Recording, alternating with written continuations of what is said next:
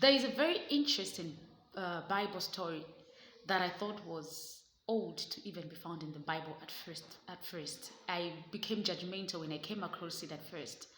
But then I remembered, like, oh my God, every word in the Bible, every book in the Bible has got a lesson behind it. There was a brother of Joseph by the name of Judah. Joseph is the one that was sold to Egypt by the brothers out of envy and jealousy, where he later became second in command, despite the fact that they sold him as a slave there. This brother to Joseph married a Canaanite woman, and this Canaanite woman bore him how many children? 3 children, Onan, and Shelah.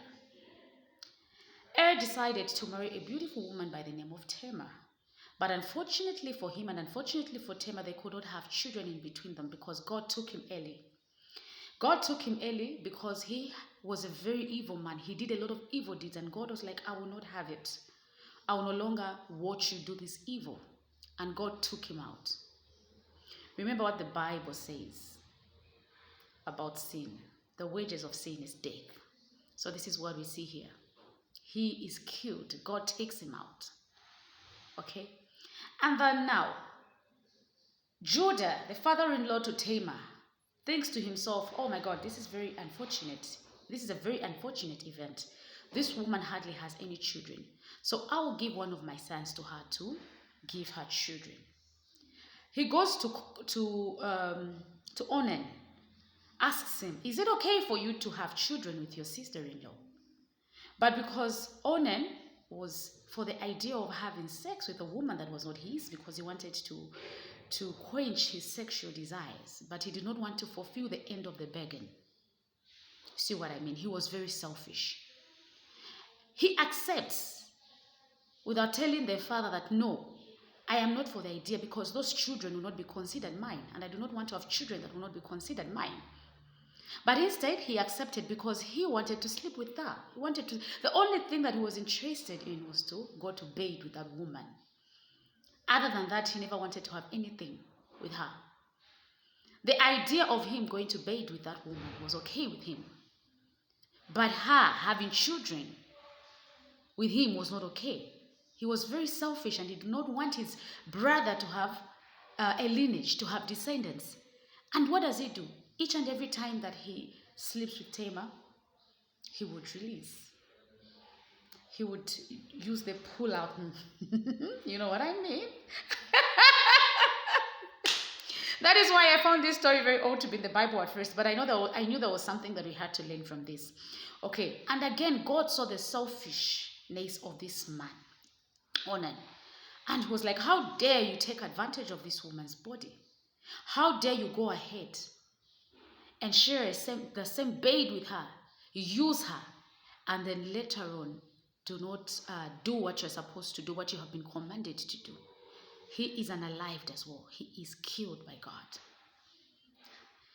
He wanted to quench his desires, but he did not want to do the end of the bargain, and God was not pleased with that.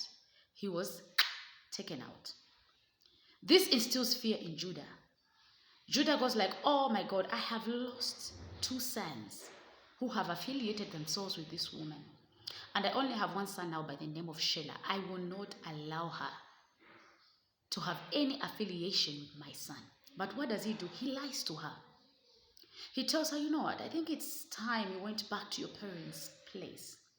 But guess what I will do? When my son is of age, Shelah, I will give him to you so that you can carry the lineage of heir. So that you can carry children for your husband. But deep down, Judah never wanted to do that. He never had any intentions of doing that. And then Tamar waits for many years and she realizes she has been duped because Shelah was never given to her. She starts to think to herself, how dare my father-in-law does this to me? He lies to me. And then she feels she is scorned. Okay? There is a saying about the fury of a woman that is scorned. There is no fury like that of a woman scorned. So she is a scorned woman now. And then she feels betrayed by the father-in-law. And now she starts thinking to herself, what will I do? How will I get back at that man that has done this to me? In the middle of everything that is happening, Judah's wife dies.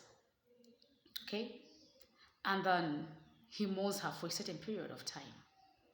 But now, because his wife is not there, he has got a high sexual appetite. His desires are high. Okay? Then, there is a particular time where he goes to a place where Tamar lives. And somebody whispers in the ears of Tamar and tells her, your father-in-law will be at this place and that place at this particular time. Then she puts her plan in action now. Remember, she's a scorned woman, a woman that feels betrayed. And she decides to get back at him now. She will not allow this man to take away her right to be a mother. Years have passed. And she knows she's going to reach a certain age now where she will not be able to conceive. And she will not allow this man to get away with betraying her at this level. That's when she puts her action in motion now. She goes by the wall and removes her clothes that she was wearing as a widow and covers her face with a veil. She covers her face and she presents herself as a prostitute. When Judah sees her, he does not hesitate to ask her, how much? How much for your services? Then Tamar says, they negotiate and they agreed on a god. But Tamar decides to tell this man, because she knows what might happen eventually. She had the plan in motion already, full plan in motion already. And she tells the father-in-law, you know what, give me your walking stick so that I'm very much assured that after we do the deed, you give me the God that you have said you will give me. So you will give me that code, the seal of the code and the walking stick. Now, this is a man that could hardly walk on his own. But because he wanted to quench his sexual desires, he did not even hesitate. He said, I will give you these things. And mind you, this is a woman that is wearing a veil. This shows you how a man that has got no morals, a man that is driven by their sexual desire will not look at the beauty of a woman as long as they quench their thirst. Ever wondered why sometimes some women go like, why would he do that to that woman? He has got such a beautiful woman. And he cheated on her with that woman. Why? She looks like she has it all together. She's so beautiful. She's educated. She's got a good job. I mean, who would cheat on such a woman? Guess what? A man that is driven by his sexual desires will not think second. He will not think twice if he has to quench his thirst as long as anything available is there. This woman covered herself. She had a veil, but she was available for him to quench his thirst. He gave away his walking stick. He did not care that he had to find it difficult to walk back where he was going, as long as he quenched his thirst. And mind you, he had lost a wife. Probably he did not get it for some for some time. I gotta be quick. Now, later on, what happens is Tamar became pregnant by the father-in-law. And then now word spreads and it reaches the ears of the father-in-law. And he is quick to point fingers at her. She's been whoring. He forgets about what he has done to her, the accusing finger. He is the causer of the situation that she has found herself in. Remember, he denied her a chance to be with his son. But he is the first person to accuse her of being a prostitute. And let's not forget that a few months before that, he was the one who was at a well, who did not think twice to go in the arms of the woman who was wearing a veil. He did not even see her face, but he exchanged his body with her. He did not think twice to accuse her of the very things that he caused and what he did. This is exactly how people behave. They will accuse you of the very things that they do. They will hide their hands.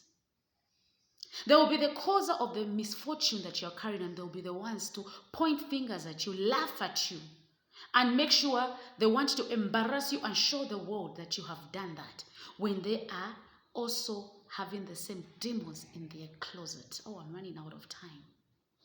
But later on, quick, later on we see a situation whereby she tells him, the person that has impregnated me is the person that owns these things, and now he is ashamed. Because there is no way now that he will run out of this, because now everything connecting to that woman connects to him.